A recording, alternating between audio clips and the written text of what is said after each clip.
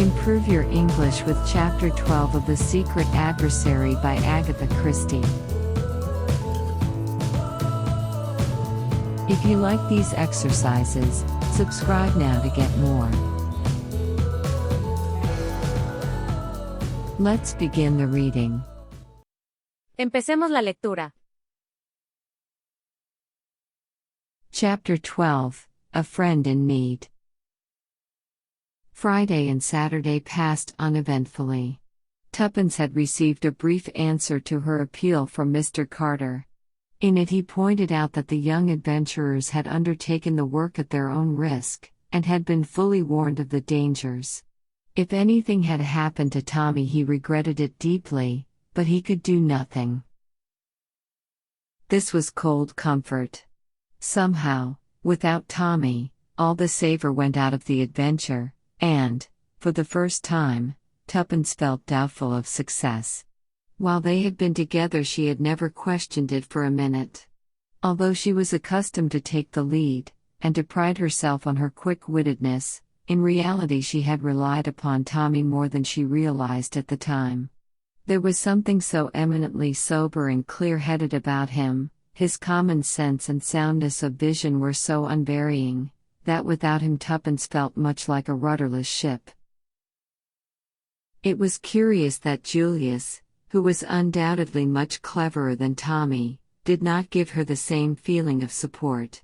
She had accused Tommy of being a pessimist, and it is certain that he always saw the disadvantages and difficulties which she herself was optimistically given to overlooking, but nevertheless she had really relied a good deal on his judgment.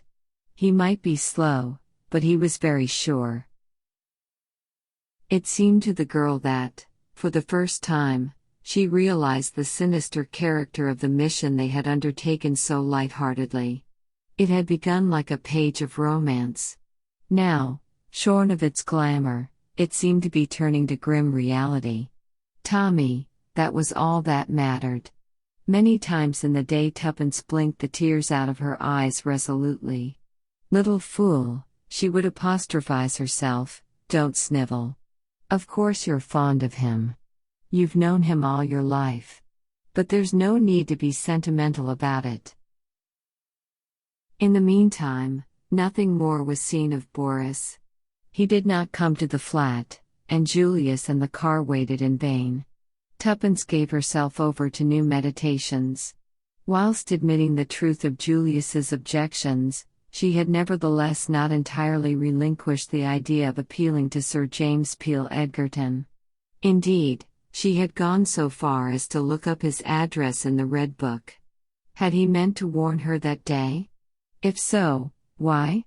Surely she was at least entitled to demand an explanation. He had looked at her so kindly.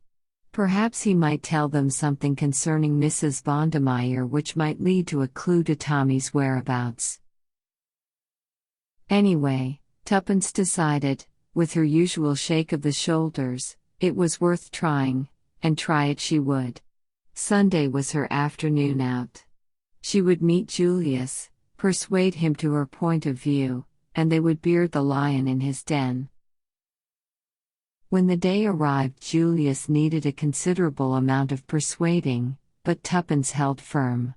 "It can do no harm," was what she always came back to. In the end Julius gave in, and they proceeded in the car to Carlton House Terrace. The door was opened by an irreproachable butler. Tuppence felt a little nervous. After all, perhaps it was colossal cheek on her part. She had decided not to ask if Sir James was at home, but to adopt a more personal attitude. "Will you ask Sir James if I can see him for a few minutes? I have an important message for him." The butler retired, returning a moment or two later. "Sir James will see you. Will you step this way?" He ushered them into a room at the back of the house, furnished as a library. The collection of books was a magnificent one, and Tuppence noticed that all one wall was devoted to works on crime and criminology. There were several deep padded leather armchairs, and an old-fashioned open hearth. In the window was a big roll-top desk strewn with papers at which the master of the house was sitting. He rose as they entered. "You have a message for me?" He recognized Tuppence with a smile. "It's you, is it? Brought a message from Mrs. Vondermeyer, I suppose?" "Not exactly," said Tuppence. "In fact, I'm afraid I only said that to be quite sure of getting in. Oh, by the way, this is Mr. Hersheimer, Sir James Peel Edgerton." "Pleased to meet you," said the American, shooting out a hand. "Won't you both sit down?" asked Sir James. He drew forward 2 chairs. "Sir James," said Tuppence, plunging boldly, "I dare say you will think it is most awful cheek of me coming here like this. Because, of course, it's nothing whatever to do with you, and then you're a very important person, and of course Tommy and I are very unimportant." She paused for breath. "Tommy?" queried Sir James, looking across at the American. "No, that's Julius," explained Tuppence. "I'm rather nervous, and that makes me tell it badly. What I really want to know is what you meant by what you said to me the other day. Did you mean to warn me against Mrs. Vondermeyer? You did, didn't you?" "My dear young lady, as far as I recollect, I only mentioned that there were equally good situations to be obtained elsewhere." "Yes, I know. But it was a hint, wasn't it?" "Well, perhaps it was," admitted Sir James gravely. "Well, I want to know more. I want to know just why you gave me a hint." Sir James smiled at her earnestness. "Suppose the lady brings a libel action against me for defamation of character?" "Of course," said Tuppence. "I know lawyers are always dreadfully careful. But can't we say without prejudice first, and then say just what we want to?" "Well," said Sir James, still smiling, "without prejudice, then, if I had a young sister forced to earn her living, I should not like to see her in Mrs. Vondermeyer's service. I felt it incumbent on me just to give you a hint. It is no place for a young and inexperienced girl. That is all I can tell you." "I see," said Tuppence thoughtfully. "Thank you very much. But I'm not really inexperienced, you know. I knew perfectly that she was a bad lot when I went there. As a matter of fact, that's why I went." She broke off, seeing some bewilderment on the lawyer's face, and went on, "I think perhaps I'd better tell you the whole story, Sir James. I've a sort of feeling that you'd know in a minute if I didn't tell the truth, and so you might as well know all about it from the beginning. What do you think, Julius?" "As you're bent on it, I'd go right ahead with the facts," replied the American, who had so far sat in silence. "Yes, tell me all about it," said Sir James. "I want to know who Tommy is." Thus encouraged, Tuppence plunged into her tale, and the lawyer listened with close attention. "Very interesting," he said, when she finished. "A great deal of what you tell me, child, is already known to me. I've had certain theories of my own about this Jane Finn. You've done extraordinarily well so far, but it's rather too bad of, what do you know him as? Mr. Carter to pitchfork you 2 young things into an affair of this kind. By the way, where did Mr. Hersheimer come in originally? You didn't make that clear?" Julius answered for himself. "I'm Jane's first cousin," he explained, returning the lawyer's keen gaze. "Ah. Oh, Sir James," broke out Tuppence, "what do you think has become of Tommy?" The lawyer rose, and paced slowly up and down. When you arrived, young lady, I was just packing up my traps. Going to Scotland by the night train for a few days fishing. But there are different kinds of fishing. I've a good mind to stay, and see if we can't get on the track of that young chap. Oh. Tuppence clasped her hands ecstatically. All the same, as I said before, it's too bad of Carter to set you two babies on a job like this. Now, don't get offended, Miss Cowley. Prudence Cowley. But my friends call me Tuppence. Well, Miss Tuppence, then, as I'm certainly going to be a friend. Don't be offended because I think you're young. Youth is a failing only too easily outgrown. Now, about this young Tommy of yours. Yes. Tuppence clasped her hands. Frankly, things look bad for him. He's been butting in somewhere where he wasn't wanted. Not a doubt of it. But don't give up hope. And you really will help us? There, Julius. He didn't want me to come, she added by way of explanation. Said the lawyer, favoring Julius with another keen glance. And why was that? I reckoned it would be no good worrying you with a petty little business like this. I see. He paused a moment. This petty little business, as you call it, bears directly on a very big business, bigger perhaps than either you or Miss Tuppence know. If this boy is alive, he may have very valuable information to give us. Therefore, we must find him. Yes, but how? Cried Tuppence. I've tried to think of everything. Sir James smiled. And yet there's one person quite near at hand who in all probability knows where he is, or at all events where he is likely to be. Who is that? Asked Tuppence, puzzled. Mrs. Vondermeyer. Yes, but she'd never tell us. Ah, that is where I come in. I think it quite likely that I shall be able to make Mrs. Vondermeyer tell me what I want to know. How? Demanded Tuppence, opening her eyes very wide. Oh, just by asking her questions, replied Sir James easily. That's the way we do it, you know. He tapped with his finger on the table, and Tuppence felt again the intense power that radiated from the man. And if she won't tell? Asked Julius suddenly. I think she will. I have one or two powerful levers. Still, in that unlikely event, there is always the possibility of bribery. Sure. And that's where I come in.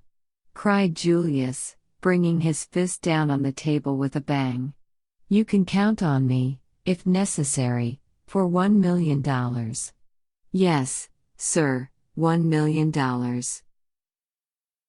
Sir James sat down and subjected Julius to a long scrutiny.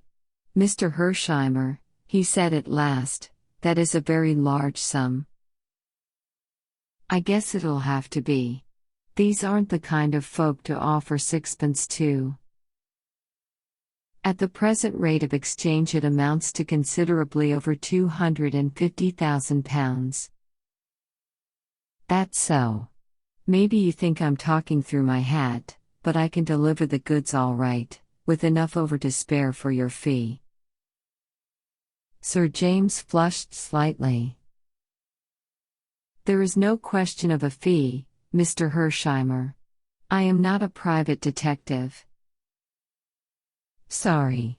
I guess I was just a mite hasty, but I've been feeling bad about this money question. I wanted to offer a big reward for news of Jane some days ago, but your crusted institution of Scotland Yard advised me against it. Said it was undesirable. They were probably right, said Sir James dryly. But it's all okay about Julius, put in Tuppence. He's not pulling your leg. He's got simply pots of money. The old man piled it up in style, explained Julius. Now, let's get down to it. What's your idea? Sir James considered for a moment or two. There is no time to be lost. The sooner we strike the better. He turned to Tuppence. Is Mrs. Vondermeyer dining out tonight, do you know? Yes, I think so, but she will not be out late. Otherwise, she would have taken the latchkey. Good. I will call upon her about 10 o'clock. What time are you supposed to return? About 9:30 or 10, but I could go back earlier. You must not do that on any account. It might arouse suspicion if you did not stay out till the usual time. Be back by 9:30. I will arrive at 10. Mr. Hersheimer will wait below in a taxi perhaps. He's got a new Rolls-Royce car, said Tuppence with vicarious pride. Even better. If I succeed in obtaining the address from her, we can go there at once, taking Mrs. Vondermeyer with us if necessary. You understand? Yes. Tuppence rose to her feet with a skip of delight. Oh, I feel so much better. Don't build on it too much, Miss Tuppence. Go easy. Julius turned to the lawyer. Say, then. I'll call for you in the car round about 9:30.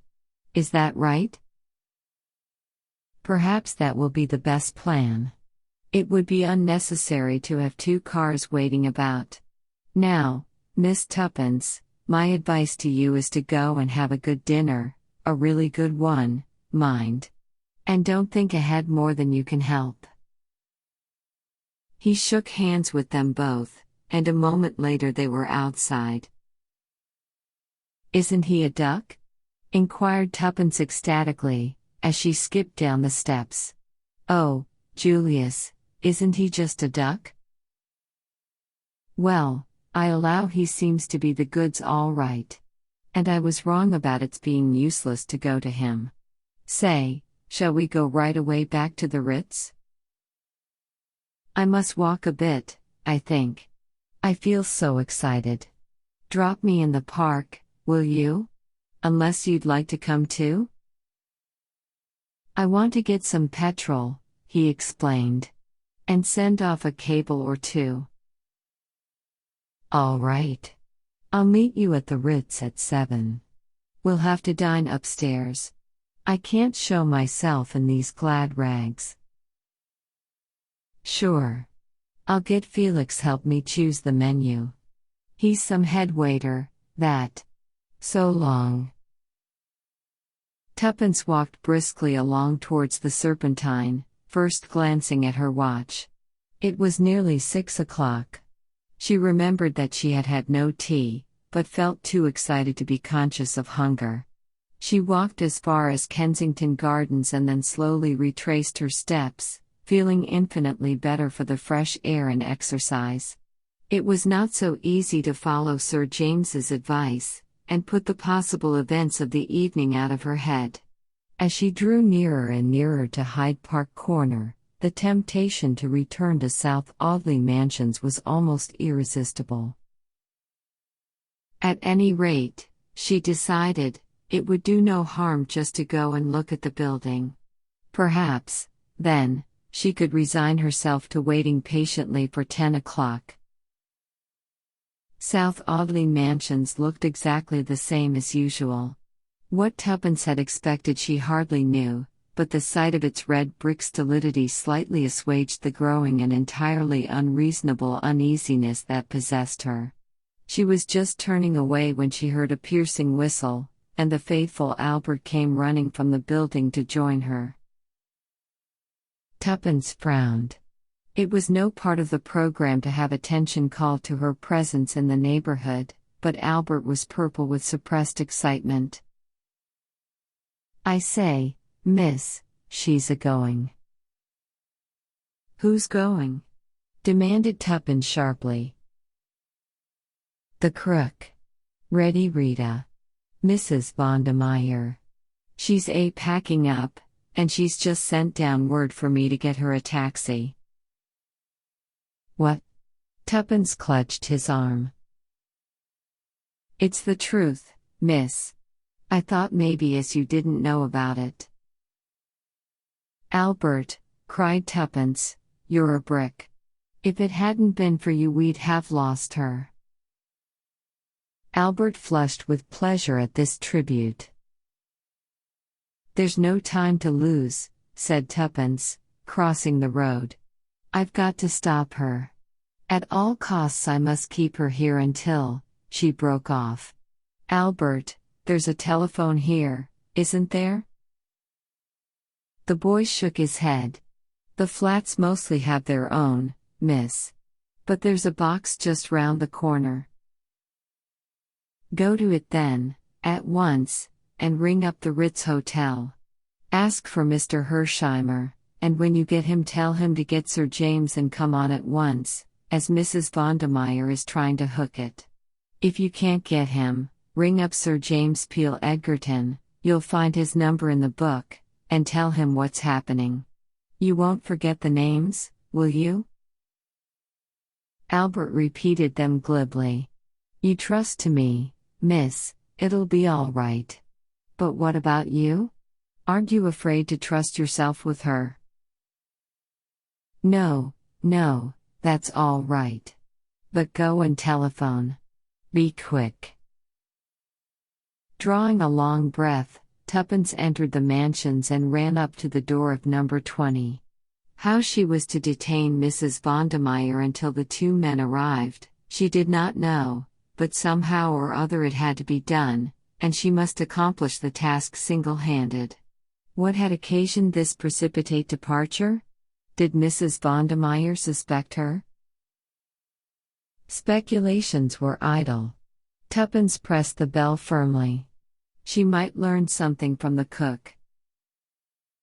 Nothing happened and, after waiting some minutes, Tuppence pressed the bell again, keeping her finger on the button for some little while. At last she heard footsteps inside, and a moment later Mrs. Vondermeyer herself opened the door. She lifted her eyebrows at the sight of the girl. "You?" "I had a touch of toothache, ma'am," said Tuppence glibly. "So thought it better to come home and have a quiet evening." Mrs. Vondermeyer said nothing, but she drew back and let Tuppence pass into the hall. "How unfortunate for you," she said coldly. "You had better go to bed." "Oh, I shall be all right in the kitchen, ma'am. Cook will." "Cook is out," said Mrs. Vondermeyer, in a rather disagreeable tone. "I sent her out. So you see you had better go to bed." Suddenly Tuppence felt afraid. There was a ring in Mrs. Vondermeyer's voice that she did not like at all. Also, the other woman was slowly edging her up the passage. Tuppence turned at bay. "I don't want." Then, in a flash, a rim of cold steel touched her temple, and Mrs. Vondermeyer's voice rose cold and menacing. "You damned little fool. Do you think I don't know? No, don't answer. If you struggle or cry out, I'll shoot you like a dog." The rim of steel pressed a little harder against the girl's temple. "Now then, march," went on Mrs. Vondermeyer. "This way, into my room. In a minute, when I've done with you, you'll go to bed as I told you to. And you'll sleep, oh yes, my little spy, you'll sleep all right." There was a sort of hideous geniality in the last words which Tuppence did not at all like. For the moment there was nothing to be done, and she walked obediently into Mrs. Vondermeyer's bedroom. The pistol never left her forehead. The room was in a state of wild disorder, clothes were flung about right and left, a suitcase and a hat box, half packed, stood in the middle of the floor. Tuppence pulled herself together with an effort. Her voice shook a little, but she spoke out bravely. "Come now," she said. "This is nonsense. You can't shoot me. Why, everyone in the building would hear the report." "I'd risk that," said Mrs. Vondermeyer cheerfully. "But, as long as you don't sing out for help, you're all right, and I don't think you will. You're a clever girl. You deceived me all right. I hadn't a suspicion of you. So I've no doubt that you understand perfectly well that this is where I'm on top and you're underneath. Now then, sit on the bed. Put your hands above your head, and if you value your life, don't move them." Tuppence obeyed passively. Her good sense told her that there was nothing else to do but accept the situation. If she shrieked for help, there was very little chance of anyone hearing her, whereas there was probably quite a good chance of Mrs. Vondermeyer shooting her. In the meantime, every minute of delay gained was valuable. Mrs. Vondermeyer laid down the revolver on the edge of the washstand within reach of her hand, and, still eyeing Tuppence like a lynx in case the girl should attempt to move, she took a little stoppered bottle from its place on the marble and poured some of its contents into a glass which she filled up with water. "What's that?" asked Tuppence sharply. "Something to make you sleep soundly." Tuppence paled a little. "Are you going to poison me?" she asked in a whisper. "Perhaps," said Mrs. Vondermeyer, smiling agreeably. "Then I shan't drink it," said Tuppence firmly. "I'd much rather be shot. At any rate that would make a row, and someone might hear it. But I won't be killed off quietly like a lamb." Mrs. Vondermeyer stamped her foot. "Don't be a little fool. Do you really think I want a hue and cry for murder out after me? If you've any sense at all, you'll realize that poisoning you wouldn't suit my book at all. It's a sleeping draught, that's all. You'll wake up tomorrow morning none the worse. I simply don't want the bother of tying you up and gagging you. That's the alternative, and you won't like it, I can tell you. I can be very rough if I choose. So drink this down like a good girl, and you'll be none the worse for it." In her heart of hearts, Tuppence believed her. The argument she had adduced rang true. It was a simple and effective method of getting her out of the way for the time being. Nevertheless, the girl did not take kindly to the idea of being tamely put to sleep without as much as one bid for freedom. She felt that once Mrs. Vondermeyer gave them the slip, the last hope of finding Tommy would be gone. Tuppence was quick in her mental processes. All these reflections passed through her mind in a flash, and she saw where a chance, a very problematical chance, lay, and she determined to risk all in one supreme effort. Accordingly, she lurched suddenly off the bed and fell on her knees before Mrs. Vondermeyer, clutching her skirts frantically. "I don't believe it," she moaned. "It's poison, I know it's poison. Oh, don't make me drink it." Her voice rose to a shriek. "Don't make me drink it." Mrs. Vondermeyer, glass in hand, looked down with a curling lip at this sudden collapse. "Get up, you little idiot. Don't go on driveling there.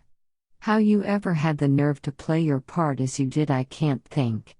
She stamped her foot. "Get up, I say." But Tuppence continued to cling and sob, interjecting her sobs with incoherent appeals for mercy. Every minute gained was to the good. Moreover, as she groveled, she moved imperceptibly nearer to her objective. Mrs. Vondermeyer gave a sharp, impatient exclamation, and jerked the girl to her knees. "Drink it at once." Imperiously she pressed the glass to the girl's lips. Tuppence gave one last despairing moan. "You swear it won't hurt me?" she temporized. "Of course it won't hurt you. Don't be a fool." "Will you swear it?" Yes, said the other impatiently. "I swear it." Tuppence raised a trembling left hand to the glass. "Very well." Her mouth opened meekly. Mrs. Vondermeyer gave a sigh of relief, off her guard for the moment. Then, quick as a flash, Tuppence jerked the glass upward as hard as she could. The fluid in it splashed into Mrs. Vondermeyer's face, and during her momentary gasp, Tuppence's right hand shot out and grasped the revolver where it lay on the edge of the washstand. The next moment she had sprung back a pace, and the revolver pointed straight at Mrs. Vondermeyer's heart, with no unsteadiness in the hand that held it. In the moment of victory, Tuppence betrayed a somewhat unsportsmanlike triumph. "Now who's on top and who's underneath?" she crowed. The other's face was convulsed with rage. For a minute Tuppence thought she was going to spring upon her, which would have placed the girl in an unpleasant dilemma, since she meant to draw the line at actually letting off the revolver. However, with an effort Mrs. Vondermeyer controlled herself, and at last a slow evil smile crept over her face. "Not a fool, then, after all. You did that well, girl. But you shall pay for it. Oh, yes, you shall pay for it. I have a long memory." "I'm surprised you should have been gulled so easily," said Tuppence scornfully. "Did you really think I was the kind of girl to roll about on the floor and whine for mercy?" "You may do, some day," said the other significantly. The cold malignity of her manner sent an unpleasant chill down Tuppence's spine, but she was not going to give in to it. "Supposing we sit down," she said pleasantly. "Our present attitude is a little melodramatic. No, not on the bed. Draw a chair up to the table, that's right. Now I'll sit opposite you with the revolver in front of me, just in case of accidents. Splendid. Now, let's talk." "What about?" said Mrs. Vondermeyer sullenly. Tuppence eyed her thoughtfully for a minute. She was remembering several things. Boris's words, "I believe you would sell us." And her answer, "The price would have to be enormous, given lightly." It was true, yet might not there be a substratum of truth in it? Long ago, had not Whittington asked, "Who's been blabbing? Rita?" Would Rita Vondermeyer prove to be the weak spot in the armor of Mr. Brown? Keeping her eyes fixed steadily on the other's face, Tuppence replied quietly, "Money." Mrs. Vondermeyer started. Clearly, the reply was unexpected. "What do you mean?" "I'll tell you. You said just now that you had a long memory. A long memory isn't half as useful as a long purse.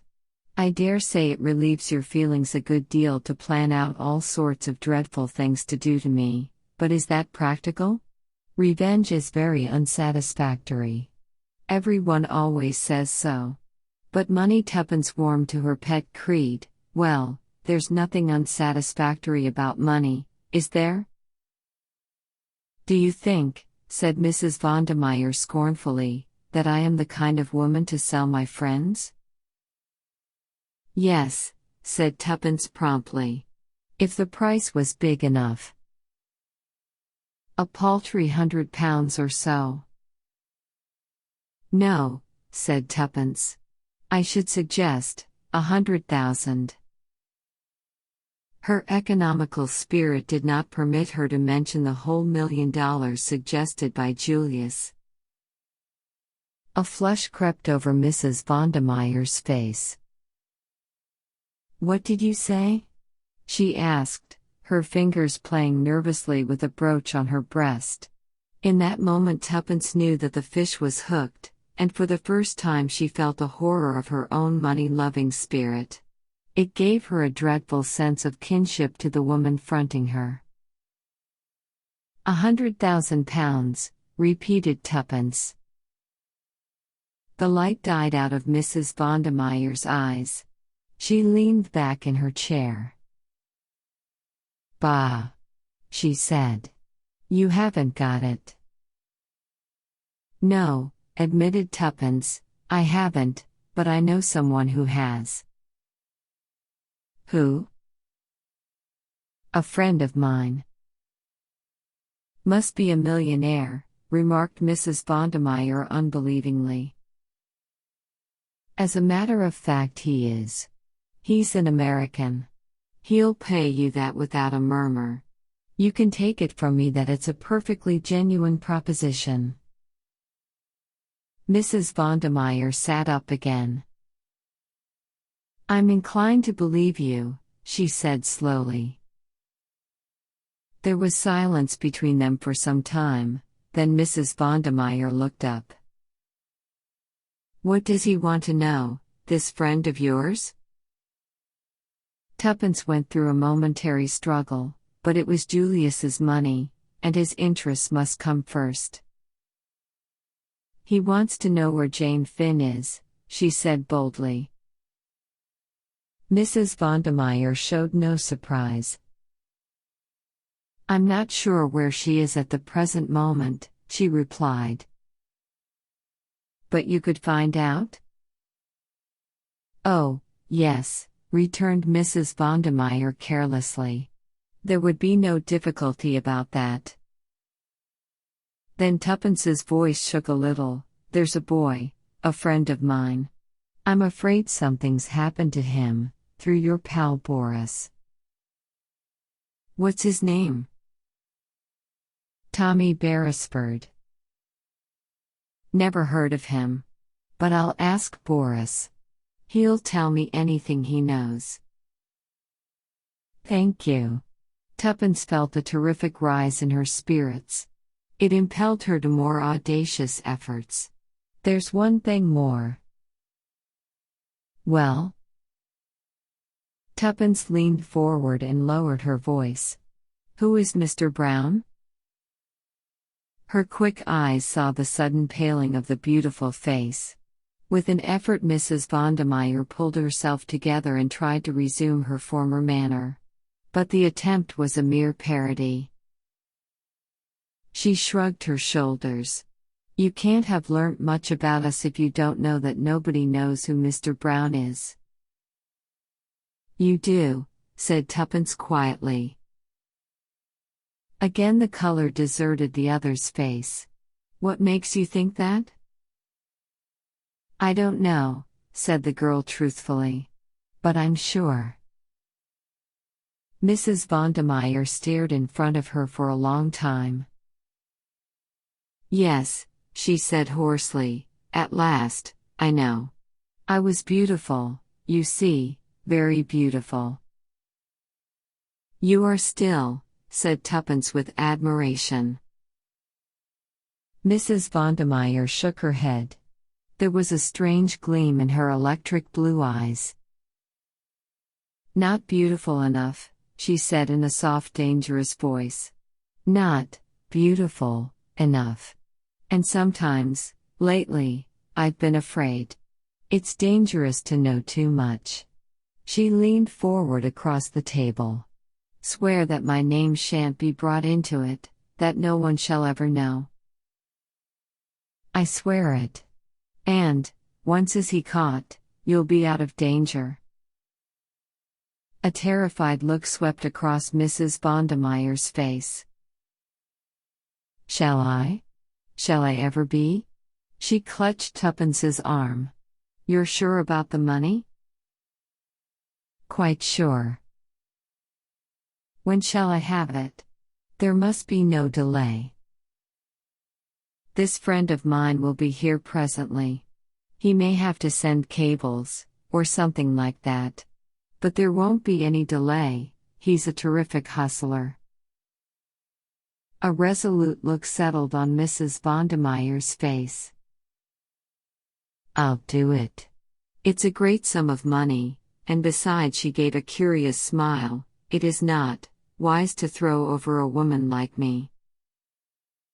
For a moment or two, she remained smiling, and lightly tapping her fingers on the table. Suddenly she started, and her face blanched. What was that? I heard nothing. Mrs. Vondermeyer gazed round her fearfully. If there should be someone listening. Nonsense. Who could there be? Even the walls might have ears, whispered the other. I tell you, I'm frightened. You don't know him. Think of the £100,000, said Tuppence soothingly. Mrs. Vondermeyer passed her tongue over her dried lips. You don't know him, she reiterated hoarsely. He's, With a shriek of terror she sprang to her feet. Her outstretched hand pointed over Tuppence's head. Then she swayed to the ground in a dead faint. Tuppence looked round to see what had startled her. In the doorway were Sir James Peel Edgerton and Julius Hersheimer.